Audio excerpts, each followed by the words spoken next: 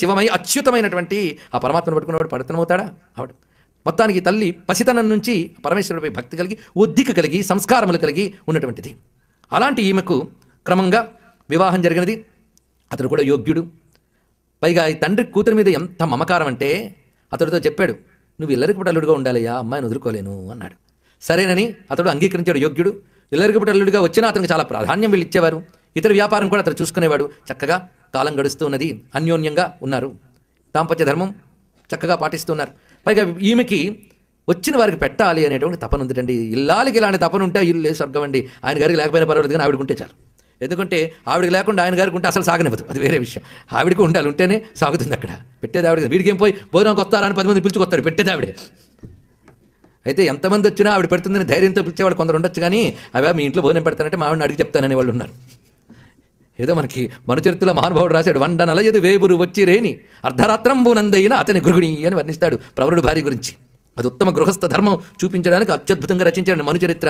చాలా మందికి తెలుసుగా పుస్తకం ఉంటుందని. కొందరు పెద్దవాళ్ళకి మనుచరిత్రలో ఒక వరుధిని ప్రవర ఘట్టం తప్ప మనకు తెలియదేమో. ఇంకా చాలా అద్భుతమైన తత్వాలు ఉన్నాయి. అంత గొప్ప గ్రంథం మనుచరిత్ర. అందులో చూపిస్తున్నాడు ఇక్కడ ఆ ధర్మం ఎలా ఉంటాయో అనేటువంటిది.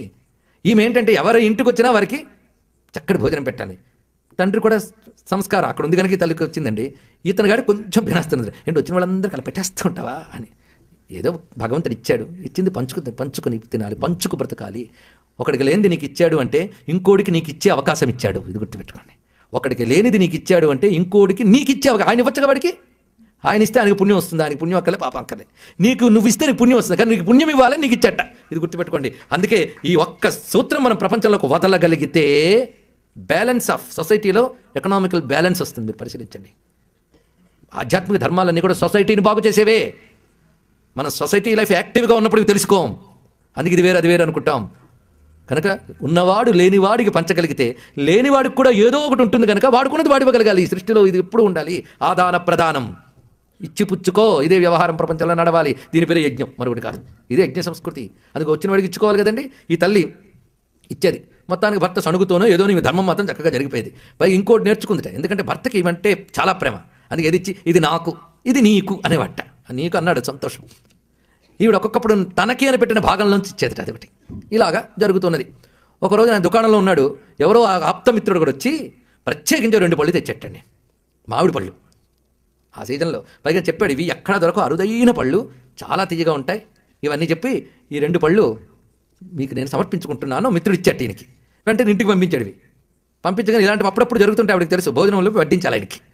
పైగా ఇలా 2 వస్తే మాత్రం నీకోటి నాకోటి. ఇది కనుక తనకి అతనికి అని తెలిసిపోయింది. ఇలాంటి చాలా మార్లు జరిగాయి కనుక 2 పళ్ళు తీసుకెళ్లి చేసింది ఏంటంటే పరమాత్మకి నైవేద్యం పెట్టిందండి. ముందు ఇంటికి వచ్చిన పండుని భగవంతుడికి పెట్టడం అనేది దేశపు సంస్కారం కదా. ఆయనకి నైవేద్యం పెట్టింది. ఈ లోపల ఆయన వచ్చేట బాగా ఆకలిగా ఉన్నట్ట. వచ్చి అమ్మా ఆకలిస్తుందమ్మా, ఏదైనా ఉంటే పెట్టమ్మా అంటే, కాసేపు ఉంటే వంట పూర్తి చేస్తాను, నిలవలేనమ్మా, తొందరగా వెళ్ళిపోవాలి, ఆకలి తీవ్రంగా ఉంది. వెతికితే ఏవో తినడానికి కొంత సామగ్రి దొరికింది. ఇక మామిడి పండు చూసింది. పాప ఆయన ముచ్చటగా పంపాడు కానీ ఆయన ఒకటి ఉంచుతాను, నా భాగం తీసుకువెళ్ళి వీడికి ఇచ్చేస్తాను అని వచ్చినటువంటి వాడికి ఇచ్చేసింది. ఆయన ఇలాగే వచ్చి ఇచ్చేస్తూ ఉంటాడు. వచ్చినవాడు ఆయనే అని తెలియగలగాలి. లేకపోతే వాడు చూశాను కానీ అంత కళకన లేదండి. అంటే నువ్వు కళగా కనబడితేనే పోల్చుకుంటావు అని ఆయనకు తెలిసి కళ లేకుండా వస్తాడు ఆయన. మామూలు వాడు కాదు ఆయన. మనకేం తెలుస్తాయి ఏ వేషంతో వస్తాడో. మొత్తానికి ఈమె మాత్రం శివస్వరూపంగా భావన చేసి ఇచ్చేసిందండి పండు. ఆయన శుభ్రంగా తిని అమృతప్రాయంగా ఉందమ్మా అని చెప్పుకోవడం వెళ్ళిపెట్టా. తర్వాత ఆయన గారు వచ్చారు భోజనానికి. ఆయనకు వడ్డనాన్ని అయిపోయి ఆయన భాగం పండు ఆయనకి ఇచ్చింది. ఆయన తిని ఎంత అమృతోపమానంగా ఉందో పండు. నీ భోజనం అయిందా అన్నాడు. ఇంకా కాలేదు. ఎప్పుడైనా మీరు తినకుండా నేను తిన్నాను ఏంటండి మరి బడాయి. కానీ అలా ఎందుకు అడిగాడంటే నువ్వు కానీ తినకపోతే పండు కూడా నాకు ఇచ్చేయని ఉద్దేశం. అది ఉద్దేశం అనమాట. అప్పుడు అన్నాడు ఆఖరి ఉండబట్టలేక, ఎందుకు అడిగానంటే పండు చాలా బాగుంది, మా స్నేహితుడికి చెప్పిన తర్వాత మళ్ళీ తెప్పిస్తాను, కానీ ఇప్పుడు నీ దగ్గర నువ్వు ఉంచుకుని కూడా ఇస్తావా, తినాలని బుద్ధి పెడుతుంది అని. ఇప్పటికి మీ భర్త కావాలి అని అడిగితే భార్య ఇవ్వకుండా ఉంటుందా? ఇవ్వలేకపోతే ఎంత వేదన పడుతుంది. బాధపడింది. నేను ఇచ్చేసానండి అని చెప్పలేదు. భర్త ముచ్చరపడి అడిగాడు. ఇలాంటి సందర్భం ఎప్పుడు తారసపడలే. తిన్నగా తను పూజ చేసుకుంటుంది. ఆ శివలింగం దగ్గరికి వెళ్ళింది. స్వామి, ఇందాక వచ్చిన వాడికి శివార్పణమని ఇచ్చేసాను నేను. మా భర్త ఇప్పుడు అడుగుతున్నాడు ఏం చేయమంటావు అని దండం పెడితే ఓ పండు ఇచ్చేటండి ఆయన శివుడు చేతిలో. చిత్రం, ఆశ్చర్యపోయింది. తిన్నగా తీసుకెళ్ళి ఇచ్చిందిట. తిని ఈ 2 పళ్ళు ఒకరే తెచ్చారా అన్నది. అవునండి, మీరు 2 పళ్ళు పంపించారు కదా. కాదు, ఆ పండు కంటే ఇది ఇంకా చాలా బాగుంది. ఏమంటే ఆయన మాయ కాకపోతే అలాంటి రుచి ఉన్నది ఇచ్చివచ్చు కదా, ఏం బాధ. మళ్ళీ ఇలాంటివన్నీ అసలు బుద్ధి పుట్టించడం ఎందుకు ఆయనకి, మళ్ళీ ఈ రుచి పుట్టించడం ఎందుకు. మార్పు, రుచిలో మార్పు. వెంటనే దానికంటే బాగా రుచిగా ఉంది, నేను నమ్మను, ఇది ఎలా వచ్చింది చెప్పను, అబద్ధం ఆడది వీడు, అదొకటి వచ్చింది. అంటే నిజం చెప్పకుండా కాపాడొచ్చు కానీ అబద్ధం ఆడదు ఒకటి. రెండు ఉన్నాయి. సత్యాన్ని కాపాడుకోవడం వెరైటీగా చేయొచ్చండి, నిజం చెప్పకపోతే అయిపోయింది. కానీ అబద్ధం ఆడదు. ఎలా వచ్చిందో చెప్పండి, ఏం చెప్తుంది? ఇంకా పరమేశ్వరుడు ఇచ్చాడు, నేను నమ్మను అంటే దేవుడు పళ్ళు కూడా ఇస్తారా? సహజం కదండి. నేను నమ్మను అన్నాడు. నమ్మకపోతే ఉన్నది చెప్పాను, నేను ఎప్పుడైనా అబద్ధం ఆడేనా అని అంటే అప్పుడు వెంటనే అయితే నా దగ్గర ఒకటి అడుగు చూడు అన్నట్టు. ఇంకేంటి ఇప్పుడు ఛాలెంజా? పతి ఆజ్ఞ. పరమేశ్వర ఇలా ఆయన అడుగుతున్నాడు, నువ్వు అనుగ్రహించదలుచు కూడా అనుగ్రహించే వెంటనే పండు వచ్చిందండి చేతులకి. ఇతడు భయపడి పెట్టి చూసి ఇక్కడ, ఎందుకంటే దేవుడు మహిమ చూపిస్తాడని పురాణాల్లో చదువుకుంటే బాగుంటుంది, లేదా ప్రవచనాల్లో వింటే బాగుంటుంది, కానీ హఠాత్తుగా ఎదురుగా కనబడితే భయం లేదు. భయం వేసింది. ఎందుకంటే పక్వత లేని వాళ్ళకి వచ్చే సంస్కారాలు వేరు. అయితే పక్వత లేని వాళ్ళు 99% ఉంటారు. అజ్ఞబాహుల్యో లోకః, లోకంలో అజ్ఞానులే ఎక్కువ అన్నాడు. సహజం అది. ఆశ్చర్యపోయి భయపడి పెట్ట ఏదో తిన్నాను అనిపించుకుని లేచి ఇంకా వెళ్ళిన వాడు ఇంటికి రాలేదండి. ఒకసారి హఠాత్తుగా కాళ్ళకి సాష్టాంగ ప్రణామం చేసేట ఏమిటిది అన్నది చెప్పలేదు, వెళ్ళిపోయాడంతే. ఇంకేమైనా భార్య అనే భావం లేదు, ఒక దేవత మా ఇంట్లో ఉంది, సామాన్యురాలు కాదు అని భావించి మరి రాలేదట. ఈ లోపల అల్లుడు గారు మనం ఓడకు అన్నీ సిద్ధం చేసాం, మీరు వెళ్తారా వ్యాపారానికి? అంటే ఇంటికి రాకుండా నట్టుంచి వెళ్ళిపెట్ట, కబురు పంపించట్టే నేను వ్యాపారానికి వెళ్తున్నాను అని. సరే ఆమె అనుకున్నది తొందరగా వ్యాపారానికి వెళ్ళిపోయాడు కానీ తను తన ధర్మపాలన చేసుకుంటూ వెళ్ళిపోతున్నది. ఎప్పటికీ రాలేదండి, చాలా కాలం గడిచిపోయింది. సరే ఎక్కడున్నాడా అని కబుర్లు వెళ్ళే తెలియలేదు. ఆఖరికి చూచాయిగా ఈయన చేస్తున్న ప్రయత్నాల్లో ఆయన వ్యాపారం పూర్తి చేసుకు వచ్చేసాడు కానీ ఇక్కడ దిగలేదు. అట్నుంచి పాండ్య దేశానికి వెళ్ళిపోయి అక్కడ వ్యాపారం చేసుకుంటున్నాడు అని వార్త తెలిసింది. అక్కడ ఆయన కొత్తగా మళ్ళీ వ్యాపార జీవితం మొదలు పెడితే అక్కడ ఒక గృహస్థు వచ్చి వాళ్ళ కుమార్తెకి ఇచ్చి పెళ్లి చేసుకుంటావని అడిగేట.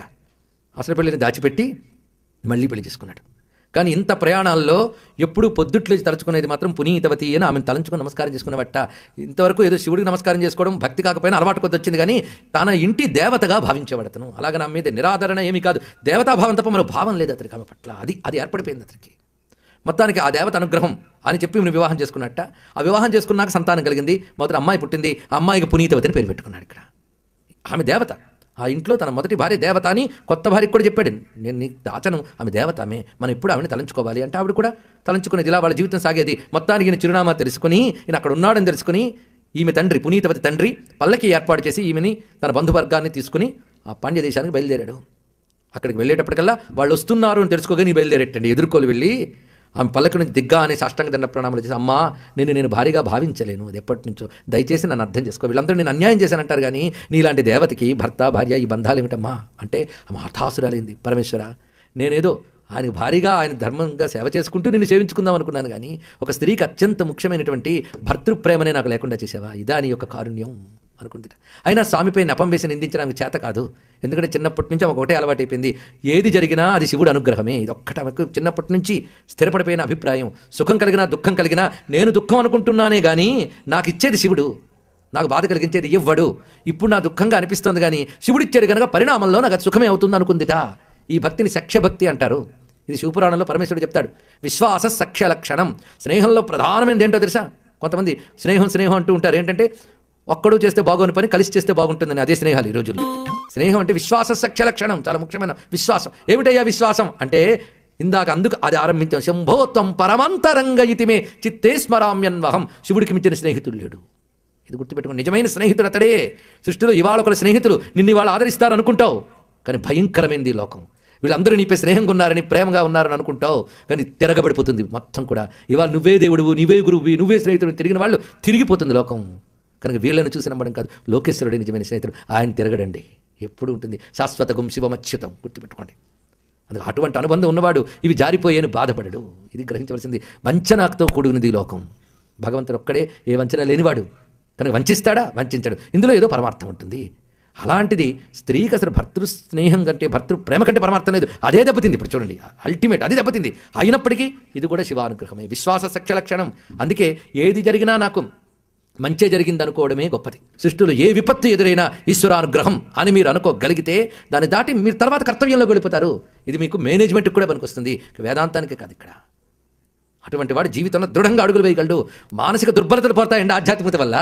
లేకపోతే ప్రధానికి బెంబేలెత్తిపోయి సూసైడ్ చేసుకోవాలనిపించడము, డిప్రెషన్లు, సైకియాట్రిస్టులు చెట్టు తిరగడాలు ఇవే అఘోరిస్తాయి. ఎందువల్ల అఘోరిస్తాయి? ఆధ్యాత్మికత పునాది లేకపోవడం వల్ల. క్షుద్రం హృదయ దౌర్బల్యం చక్తోత్తిష్ట పరంతప అన్నాడు కృష్ణ పరమాత్మ. హృదయ దౌర్బల్యం పోగొట్టడానికి ఆయన వాడిన మందు వేదాంతం, అదే భగవద్గీత. ఈ తల్లి ఎంత దృఢంగా ఎదుర్కొందండి. సరే మీ ఇష్టం అన్నదండి, అంతే. అప్పుడు ఆమె ఏం చేసింది? ఆయన సుఖంగా ఉన్నాడు, పైగా ఆయనకి నాపై దేవతాభావం ఉంది. అంతేగాని ఆయనే నన్ను దేవత అన్నాడు కనుక నేను దేవతనేమో. ఇంక వెంటనే వచ్చిన వాళ్ళందరూ కుంకుమలు ఇవ్వడం, విభూతులు ఇవ్వడం, దుకాణాలు ఓపెన్ చేయలేదండి. ఇది కూడా చాలా బాగుంది, బాగా గుర్తుపెట్టుకోండి. అవతలవాడు మీ పట్ల గౌరవం చూపించాడు అంటే అలా వాడికి గౌరవం చూపించాలని బుద్ధి పుట్టించింది ఏదో ఆలోచించుకోవాలి. సృష్టిలో ఎందరో ఉంటారు, అందరినీ చూసి నమస్కారం చేస్తారు, కొందరు చేస్తారు. ఎందుకంటే వాడు చూసి నమస్కరించింది ఏదో నీకు భగవంతుడు ఇచ్చాడు, ఆ ఇచ్చిన దానికి నువ్వు నమస్కారం చేసుకో. ఇది చాలా ముఖ్యం. ఇలా ఉన్నటువంటి వాడు వేటికి వెళ్తాడండి, ఇది గమనించుకోవాల్సింది. అందుకే వాళ్ళు నిరాశీ నిర్నమస్క్రియ అన్నారు. ఇక్కడ వాళ్ళు ఆశీర్వదించరు, నమస్కరించరు. ఎవరు? బ్రహ్మవేత్తలు. ఇది మనకి మాండుక్యోపనిషత్తుకి కారికలు రాస్తూ చెప్తున్నారు గౌడ భగవత్పాదులు వారు. ఎంత చక్కగానో చూడండి ఇక్కడ. నిరాశీ నిర్నమస్క్రియ. అందుకే యోగులు ఒకరికి ఆశీర్వదించట, నమస్కరించట. అంతా బ్రహ్మమయమని చూసేవాడికి ఏముంటుందండి. అందుకే మన పీఠాధీశ్వరుడు శృంగేరి భారతీ తీర్థస్వామి మొదలైన వారి వద్దకు వెళ్ళి నమస్కరిస్తే నారాయణ నారాయణ అంటారంతే. అందుకని శీఘ్రమే కళ్యాణ ప్రాప్తిరస్తు దీర్ఘాయురస్తు అని ఎత్తి ఆశీర్వదించకూడదు, గుర్తుపెట్టుకో. బ్రహ్మవిద్ బ్రహ్మయువత సర్వం బ్రహ్మము. అందుకో నమస్కరించరు, వాళ్ళు నమస్కరించరు, వాళ్ళు ఆశీర్వదించరు. అది వారు తమకు తమ గొప్ప అనుకోరు, అంతా బ్రహ్మమే చూస్తారు. అందుకు భక్తుడు ఏంటువంటి వాడు పని చేయడండి. ఈమె దేవత అనే భావం అతడిది. ఆ భావం అతను రక్షిస్తుంది. అంతేకాదు అతడిట చెప్తాడు ఈమెతో, వ్యాపారంలో కష్టం వస్తే పునీతవతిని తలుచుకుంటే ఆ కష్టం దాటిపోతున్నాను తెలుసా అని చెప్పాడండి ఆమెతో. ఊళ్ళో అందరూ చెప్పాడు ఆమె దేవత అండి, దేవతని. ఊళ్ళో వాళ్ళందరూ దండం పెట్టగానే ఇక్కడ మంచి ఆశ్రమం పెట్టుకుని రోజులు గడిచిపోతుంది అనుకోలేదు ఆవిడ. ఇలాంటి వాళ్ళ దగ్గర ఉంటే తన సాధన ఆగిపోతుంది అనుకుంది ఆ తల్లి. ఏం ఆలోచన చూడండి ఇక్కడ. అందుకు ఆ తల్లి వెంటనే పరమేశ్వరుడు నమస్కారం చేసి, స్వామి నాకు నువ్వు చక్కటి ఆరోగ్యవంతమైన అందమైన దేహాన్ని ఇచ్చావు, లావణ్యమైనటువంటి దేహాన్ని ఇచ్చావు.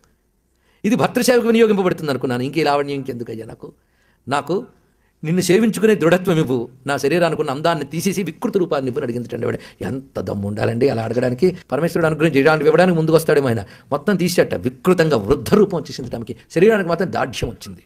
ఎందుకంటే సాధనకి దాఢ్యం కావాలి, ఆరోగ్యం కావాలి. రూపం వికృతం అయిపోయింది, ఒక ముసలితనపు రూపం వచ్చింది. చూడడానికి పిశాచమా అన్నంత భీకరంగా ఉంది రూపం. కానీ ఆమె చాలా మురిసిపోయింది. ఎందుకంటే సాధనకే శరీరం, సౌందర్యానిక ఇది. ఆ దృష్టి కావాలంటే ఎటువంటి స్థితి ఉండాలండి, దేహంతో తాదాత్మ్యం లేని స్థితి ఉండాలి అక్కడ. ఎందుకంటే ఎలాగో ఇది వికారమే. ఎంతవరకు అయ్యా సౌందర్యం అంటే చర్మపులోతు అన్నాడు. సౌందర్యం తాలూకా పరిణామం ఎంతంటే చర్మపులోతు అంతే. బ్యూటీ ది స్కిన్ డీప్, అంతే కదండి. చర్మపులోతు అది తీస్తే ఒకటే. ఏవి చూసి బయట చూస్తే భయపడతామో అవే కదా లోపల ఉన్న సరుకంతా. ఏం లోపల బంగారం వజ్రం పెట్టుకు తిరుగుతున్నామా? వజ్రం బంగారం బయట అందంగా కనిపిస్తాయి, లోపల వజ్రం లేదు, బంగారం లేదు. బయట ఏవి చూస్తే భయపడతామో అవన్నీ లోపల చక్కగా ప్యాక్ అయ్యి ఉన్నాయి, అంతే కదా. రక్తమాంస అస్తులు ఇవే. గట్టిగా ఆలోచించు, నీకు సత్యం తెలుస్తుంది. సత్యం తెలుస్తుంది కానీ భయపడిపోయి అలాగే అంటారండి వేదాంతులు. అలాగే అంటారు వేదాంతులు అంటారు కానీ అసత్యం అన్నారు వేదాంతులు అనో. సత్యం అని తెలుసు, డైజెస్ట్ చేసుకోలేం. ఎందుకు? పచ్చి నిజాన్ని జీర్ణించుకోలేక అబద్ధాన్ని నిజమని వేలాడి అసత్య మిథ్యాజీవనం గడుపుతున్నాం మనందరం కూడా. సత్యం తెలుసుకోలేక ఎలా ఉంటుందండి? మొత్తానికి ఆ తల్లి వికృతి రూపం రాగానే సంతోషించింది. ఆయన ఉంచినంతకాలం ఉంచుతాడు ఆయువు, ఉన్నంతకాలం ఆయువుని ఆయనకి అర్పిస్తాను, ఇదే నిశ్చయం. అప్పుడు తల్లిదండ్రులకు నమస్కారం చేసుకుని, నేను ఎవరి దగ్గర ఇంకా అనుమతి తీసుకోవాలి? ఎవడవుతున్నాడు, ఇంకా అవసరం లేదు, అతడికి నా అవసరం లేదని స్పష్టమైపోయింది. ఇక తల్లిదండ్రుల వివాహం చేసేవరికి ఇంక నేను ఎవరికి? నా శివుడికే నేను, ఇంకా నేను వెళ్ళొస్తాను, నేను ఎవరికి ఏమీ కాను, శివుడిని వాడను. ఇదొక్కటి తెలుసుకోండి. సృష్టంతా నువ్వు అక్కర్లేదని తోసేసినా నువ్వు కావాలనుకునేవాడు స్వామి ఒక్కడే. ఇది గుర్తుపెట్టుకోండి, ఇదొక్కడే గుర్తుపెట్టుకోండి. ఎవరి కోసం ఉండాలి, ఎవరి కోసం ఉండాలంటే నా కోసం రా బాబు అంటాడు ఆయన. ఎందుకంటే అందరిని తోసేసిన నీలో, నీతో, నీ కోసం నివ్వై ఉన్నవాడిని నేనే. ఇదొకటి గుర్తుపెట్టి, ఆయన మించిన తోడు లేడు. అందుకే సుహృద సర్వభూతానాం జ్ఞాత్వామాం శాంతి మృచ్చతి గీతలో స్వామి చెప్పాడు. అందరికీ నిజమైన స్నేహితుడిని నేనే అని ఎవడు తెలుసుకుంటున్నాడో వాడు మాత్రమే శాంతిని పొందుతాడు. మిగిలిన వారికి తేషాం శాంతి హిన్న, మిగిలిన వాళ్ళకి లేదు. అదొక్కటి అసలైన తోడుని తెలుసుకుంటే ఎప్పుడు ఆనందంగా ఉండొచ్చు. ఈ తల్లి అప్పుడు బయలుదేరిందిట. రకరకాల శివక్షేత్రాలు తిరిగింది ఈ తల్లి. ఆ తల్లి పేరు కారైక్కాల అమ్మన్ అని పేరు అయిపోయిందని అందరూ అలాగే పిలిచారమని. ఆమె క్షేత్రంలో తిరుగుతూ శివదర్శనం చేస్తూ ఆనందానుభూతితో సంకీర్తనలు ఆలపించేది ఆ తల్లి. అలా సంచరిస్తూ ఉండగా ఆ తల్లి ద్రవిడ దేశంలో క్షేత్రాలు చూస్తూ క్రమంగా ఉత్తరాది క్షేత్రములకు కూడా వెళ్ళి వారణాసి ఇత్యాది క్షేత్రములు దాటి వెళ్ళింది ఈ తల్లి. నిజానికి అంత దాకా వెళ్ళినటువంటి నాయనాళ్ళు కొద్దిమంది కనిపిస్తారు మనకి. ఈ తల్లి తిన్నగా ఎంత తెగింపుతో వెళ్ళిందంటే కైలాసాచలాన్ని చూడాలి అని వెళ్ళిందిటండి. ఆమె కైలాసం శివుడు, ఆయన్ని ఎలాగైనా చూడాలి. ఎందుకంటే దేహం మీదే మమకారం లేని ఆమెకి అలాగైనా వెళ్ళాలి, వెళ్ళి చూస్తాను అని సిద్ధమైంది. ఎందుకంటే అడిగినవన్నా ఇస్తున్నాడు. పండివ్వడం కనబడింది, శరీరం మార్చడం కనబడింది. ఇంకా శివుడు ఉన్నాడేమో కాదు, శివుడే ఉన్నాడు. శివుడు ఉన్నాడు కూడా కాదు, శివుడు ఉన్నాడేమో కాదు, శివుడు ఉన్నాడు కాదు, శివుడే ఉన్నాడు. ఇది భావం అండి. శివుడే ఉన్నాడు, మిగిలినవన్నీ ఉన్నట్టు కనిపిస్తుంటాయి. ఇది బాగా గుర్తుపెట్టుకోవాల్సింది. మిగిలినవన్నీ ఉన్నట్టు కనిపిస్తాయి, శివుడే ఉన్నాడు. ఈ సత్యం ఎవడు తెలుసుకుంటాడో వాడు ఎప్పుడు ఉంటాడు, మిగిలిన వాడు ఉండిపోతూ ఉంటాడు. ఇవి చెప్పిన ఈ 4 మాటలే వేదాంతం, మరొకటి కాదు. ఆలోచించుకోండి. శివుడే ఉన్నాడు. అందుకే తల్లి బయలుదేరిపోయిందండి. అడుగడుగున పరమేశ్వరుడే మార్గబంధు, గమ్యం శివుడు, తోడు శివుడు, తోవ శివుడు. తోవ శివుడు తోడు శివుడు చేరవలసిన చోటు శివుడు, ఇంకేం కావాలి? బయలుదేరి వెళ్ళిపోయింది ఆ తల్లి.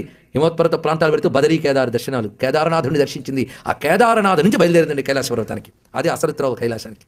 పూర్వం ఆ పద్ధతిలో వెళ్ళితే కొన్ని నల్లు పట్టేది. ఇప్పుడు మనకు అన్ని ఫెసిలిటీస్ చాలా, అందుకే మనకు ఫెసిలిటీస్ ఎక్కువైపోయాయి, క్షేత్రాలు దగ్గరైపోయాయి, భగవంతుడు దూరం అయిపోయాడు. గుర్తుపెట్టుకోండి మనకి, అవునా లేదా? ఎందుకు? ఫెసిలిటీస్, భగవంతుడు కాదు. అంతే కదా, ఈ రోజుల్లో మనం చూస్తున్నవన్నీ అంతే. మనుషులు దగ్గరైపోయారు, మనసులు దూరాలు అయిపోతున్నాయి. కమ్యూనికేషన్ సిస్టమ్ డెవలప్ అయిపోయింది, కానీ మనసులు దూరాలు అయిపోతున్నాయి, మనిషికి మనుషులు దూరాలు అయిపోతున్నాయి, తనకు తాను దూరం అయిపోతున్నాడు. అవునా కదా? తెలుసుకోండి. దూరాల్లోని దగ్గరతనాలు ఆ రోజుల్లో తిరిగిందండి ఆ తల్లి. అక్కడి నుంచి కైలాసానికి బయలుదేరింది. అయ్యా, ఆ మార్గం ఉంది, ఆ మార్గంలో కష్టపడి వెళ్ళింది. చిత్రం ఏంటంటే కైలాస సమీపానికి వచ్చింది, కానీ ఇందరు నయనార్లలో కైలాసానికి సక్సెస్ఫుల్గా వెళ్ళిన ఆవిడ ఒక్క ఆవిడ, ఇంకెవరు వెళ్ళలేకపోయారు. ఇప్పుడు ఒక్కరే వెళ్ళగలిగారండి. కైలాసానికి వెళ్ళిన నయనారు ఒక స్త్రీమూర్తి, మగమగ మహాధీరులు కూడా వెళ్ళలేకపోయారు. ఇక్కడ చూడండి, ఆవిడ వెళ్ళిందిట. అయితే కైలాస సమీపానికి వచ్చేటప్పటికల్లా ఆవిడ ఇంకా కాళ్ళతో కాకుండా చేతులతో నడిచిందిటండి. కైలాసం మీద కాలు వేయడమా ఆమె భావనది. చేతులతో నడిచిందిట కైలాసంకి, చేతులు వేసుకు. ఎంత కష్టపడి ఉంటుందో తల్లి ఊహించండి. ఆనందంగా వెళ్ళింది, కష్టపడలేదు, ఇష్టపడి వెళ్ళింది ఆవిడ. ఆ చేతులు అలా పెట్టుకుంటే పరమేశ్వర ఆ శివనామం, శివ గీతాలు ఆలపిస్తున్నది. ఆ వెళ్ళగానే పార్వతీ పరమేశ్వరులు కనబడ్డారు అక్కడ. ఆయన తన కోసం వచ్చి వదులుతాడండి. అక్కడ దాకా తెప్పించి పార్వతీదేవి అన్నదిట, ఎవరివిడ చూడ్డానికి చాలా వికృతంగా ఉంది, చేతులు అలా పెట్టుకొచ్చింది. ఆవిడకి తెలీదా? ఈయనేం చెప్తాడు, ఆ చెప్పింది ఆవిడ వినాలి, ఆనందించిపోవాలి, ఆయన చేత చెప్పించాలి. అదేంటి అందం అంటే? ఎవరివిడ ఇలా వచ్చేస్తుందంటే తెలీదా? నా అమ్మ అన్నాడండి శివుడు. చూడండి ఇక్కడ